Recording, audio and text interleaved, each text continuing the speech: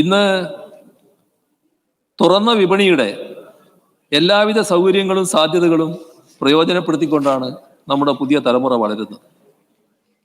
കമ്പോളം നിശ്ചയിക്കുന്ന ഒരു മധ്യവർഗ ഉപഭോക്തൃ ജീവിതക്രമമാണ് പൊതുവിൽ പലരെയും നയിക്കുന്നത്. അണുകുടുംബങ്ങൾ, സാമൂഹ്യ ബന്ധമില്ലായ്മ, ഇതെല്ലാം നമ്മുടെ കാലത്തിൻ്റെ ഒരു പ്രത്യേകതയാണ്. ഇപ്പൊ 4 ചുവരുകൾക്കുള്ളിൽ തളക്കപ്പെട്ട നിലയിൽ ജീവിച്ചു തീർക്കുന്നവരാണ് പലരും.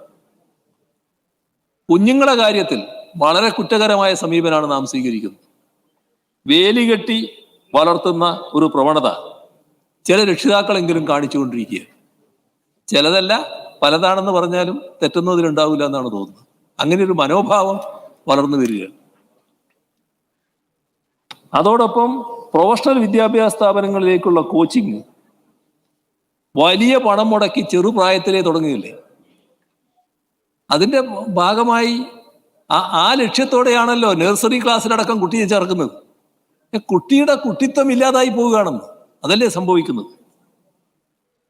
അപ്പോൾ കുഞ്ഞുങ്ങൾക്ക് മാനസികോല്ലാസത്തിനുള്ള സമയമോ സാഹചര്യമോ ഉണ്ടാകുന്നില്ല. വൈകുന്നേരങ്ങളിലെ കളിക്കളങ്ങൾ, സൗഹൃദ കൂട്ടായ്മകൾ നിഷേധിക്കപ്പെട്ട എത്ര കുട്ടികളാണ് നമ്മുടെ എല്ലാം കൺമുന്നിൽ തന്നെയുള്ളത്. നമ്മളെല്ലാം ഈ മണ്ണിൽ ജീവിക്കുന്നവരാണല്ലോ. എത്ര കുട്ടികളുണ്ട് അങ്ങനെ?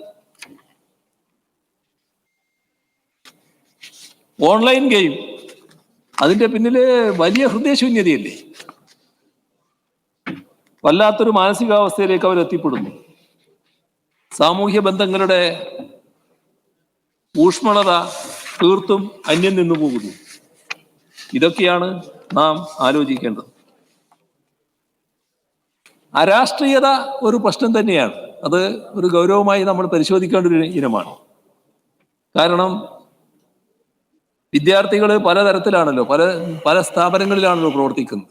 സർക്കാർ സ്ഥാപനങ്ങളും എയ്ഡഡ് സ്ഥാപനങ്ങളും മാത്രമല്ലല്ലോ, അതിന് പുറത്തുള്ള ധാരാളം സ്ഥാപനങ്ങളുണ്ടല്ലോ. അവിടങ്ങളിലൊക്കെ വല്ലാത്തൊരു അരാഷ്ട്രീയത വളർന്നു വരുമ്പോൾ കുട്ടികളിലുള്ള ജനാധിപത്യ സംസ്കാരം, ചെറുപ്പത്തിലേ വേണ്ട ആ സംസ്കാരം ഇല്ലാതെ വരുന്നുണ്ട്.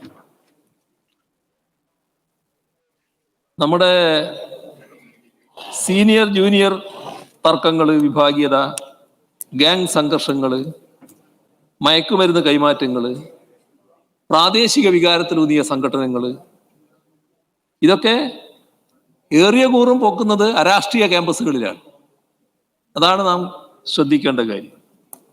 ഇപ്പോൾ സാമൂഹ്യ പ്രതിബദ്ധതയില്ലാത്ത ഒരു പുതുതലമുറയെ രൂപപ്പെടുത്തുന്നതിനാണ് ഇത് ഇടയാക്കുന്നത്. ഇപ്പൊ സാമൂഹ്യ ബോധവും രാഷ്ട്രീയ സാക്ഷരതയുമുള്ള ക്യാമ്പസുകളാണ് നമുക്ക് ആവശ്യം. എങ്കിൽ മാത്രമേ അരാജക പ്രവണതകളെ തടയാനാവുകയുള്ളൂ. അപ്പൊ അതിന് ക്യാമ്പസുകളിൽ നമ്മുടെ കുഞ്ഞുങ്ങൾ സാമൂഹ്യ പ്രശ്നങ്ങൾ ചർച്ച ചെയ്ത് തന്നെ പോകണം. വിദ്യാർത്ഥി സംഘടനാ പ്രവർത്തനങ്ങൾ ശക്തമായ ക്യാമ്പസുകളിൽ അവർ തമ്മിലുള്ള തർക്കമൊക്കെ ഉണ്ടാവും. പക്ഷേ ഇത്തരം അരാജക പ്രവണതകൾ താരതമ്യേന കുറവായിരിക്കും. വിദ്യാർത്ഥികൾ ജനാധിപത്യ ബോധം ഉൾക്കൊണ്ട് ശാസ്ത്രീയ കാഴ്ചപ്പാടോടെ വളരുക എന്നതാണ് ഏറ്റവും പ്രധാനം.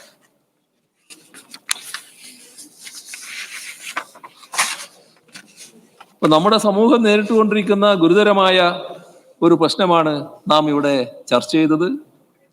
എല്ലാവരും ഈ വികാരത്തിനെതിരെ ഒരേ വികാരമാണ് പ്രകടിപ്പിച്ചിട്ടുള്ളത്. ചില വ്യത്യസ്തതകളുണ്ട് എന്നുള്ളത് ഞാൻ നേരത്തെ പറഞ്ഞു. എന്നാലും അത് മാറ്റി നിർത്തിയാൽ ഒരേ വികാരമാണ് പ്രകടിപ്പിച്ചിട്ടുള്ളത്. ഇതിനെ നമുക്ക് ഒരുമിച്ച് എതിർത്ത്, തിരുവഞ്ചൂർ എന്തായാലും ഒരു ചോദ്യം ചോദിച്ചു അടങ്ങുന്നതാണ്. ആയിക്കോട്ടെ, പോസിറ്റീവ് മറുപടി കിട്ടുമെന്നുള്ള പ്രതീക്ഷയിലാണ് സാർ. ഇവിടെ 2-3 കാര്യം അങ്ങ് പറഞ്ഞു. ഒന്ന്, നമ്മുടെ സമൂഹം ചെയ്യേണ്ട കാര്യം. അതോടൊപ്പം തന്നെ അഡ്മിനിസ്ട്രേറ്റീവ് മെഷേഴ്സ് ഉണ്ട്. അഡ്മിനിസ്ട്രേറ്റീവ് മെഷേഴ്സിൻ്റെ അകത്ത് വളരെ കൃത്യതയോടുകൂടി ചെയ്യണം. നമ്മൾ സമൂഹത്തെ മുഴുവൻ ആൾക്ക് അതൊക്കെ നമ്മൾ ചെയ്യണം, അതൊരു ഭാഗം. പക്ഷേ അഡ്മിനിസ്ട്രേറ്റീവ് മെഷേഴ്സിനകത്ത് എന്തൊക്കെയാണ് ഗവൺമെന്റ് ചെയ്യാൻ പോകുന്നത് എന്നുള്ളതിനെ കുറിച്ച് കൂടി വ്യക്തമാക്കിയാൽ അങ്ങയുടെ പ്രസംഗം ക്ലാരിറ്റി ഉള്ളതാണ്. ബഹുമാനപ്പെട്ട CM. ഓക്കെ സർ, ഇതില് അഡ്മിനിസ്ട്രേറ്റീവ് മെഷേഴ്സ് ഇപ്പൊ തന്നെ സ്വീകരിച്ചു കഴിഞ്ഞിട്ടുണ്ട്. ഇനിയും തുറന്ന് സ്വീകരിക്കണം. മറ്റു കാര്യങ്ങൾ ഞാൻ ഈ പറഞ്ഞ് അവസാനിപ്പിക്കുന്നതിന്റെ ഭാഗമായിട്ട് പറയാം. ഇതിനെക്കുറിച്ച് നമുക്ക് ഒരേ മനസ്സോടെ ഇതിനെ ഒരുമിച്ച് എതിർത്ത് തോൽപ്പിക്കാൻ കഴിയേണ്ടതായിട്ടുണ്ട്. അതിനാവശ്യമായ എല്ലാ നടപടികളും സ്വീകരിക്കേണ്ടതുണ്ട്. സർക്കാരാണ് അതിന് മുൻകൈ എടുക്കേണ്ടതെന്നത് ശരിയാണ്. സർക്കാർ ആ മുൻകൈ എടുക്കും. ഇക്കാര്യത്തിൽ അധ്യാപകരുണ്ട്, രക്ഷിതാക്കളുണ്ട്, അവർക്കെല്ലാം വളരെ പ്രധാനപ്പെട്ട പങ്ക് വഹിക്കാനുണ്ട്. നമ്മുടെ യുവജന സംഘടനകളുണ്ട്, വിദ്യാർത്ഥി സംഘടനകളുണ്ട്, സിനിമ, സാംസ്കാരിക, മാധ്യമ മേഖലകളിൽ പ്രവർത്തിക്കുന്നവരുണ്ട്, നമ്മുടെ പൊതുവായി സമൂഹത്തിൻ്റെ പ്രശ്നങ്ങൾ ചർച്ച ചെയ്യുന്നവരുണ്ട്, സാമൂഹ്യ ശാസ്ത്രജ്ഞരുണ്ട്, രാഷ്ട്രീയ പ്രസ്ഥാനങ്ങളുണ്ട്.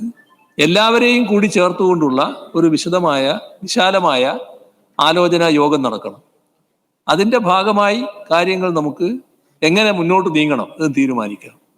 അതോടൊപ്പം സർക്കാരിൻ്റെ ഭാഗമായി സ്വീകരിക്കേണ്ട നടപടികൾ, അത് സ്വീകരിച്ച നടപടികൾ ഞാൻ ഇവിടെ പറഞ്ഞു കഴിഞ്ഞു.